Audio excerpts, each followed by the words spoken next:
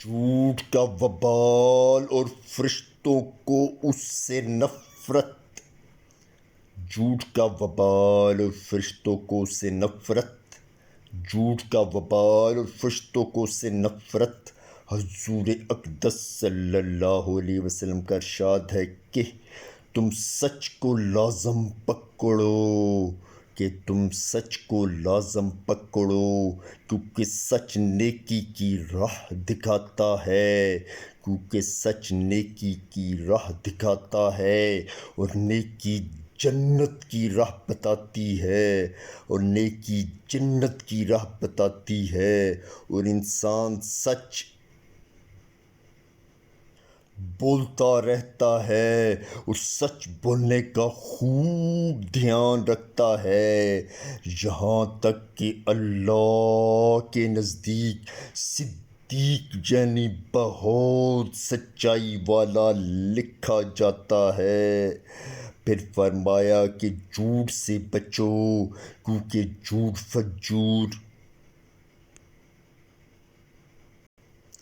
یعنی گناہوں میں گھس جانے کی راہ بتاتا ہے، اور فجور دوزخ کی راہ دکھاتا ہے۔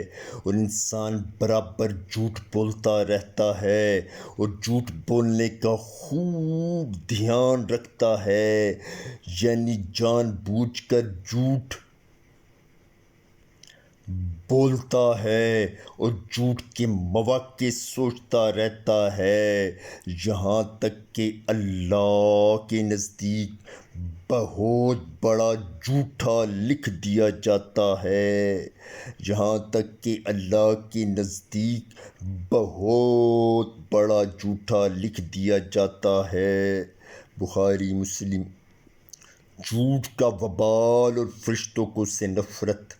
حضور اقدس صلی اللہ علیہ وسلم کا ارشاد ہے کہ تم سچ کو لازم پکڑو، کیونکہ سچ نیکی کی راہ دکھاتا ہے، اور نیکی جنت کی راہ بتاتی ہے۔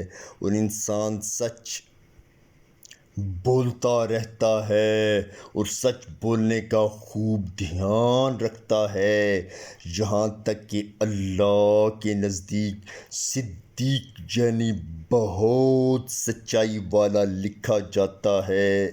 پھر فرمایا کہ جھوٹ سے بچو، کیونکہ جھوٹ فجور یعنی گناہوں میں گھس جانے کی راہ بتاتا ہے، اور فجور دوزخ کی راہ دکھاتا ہے۔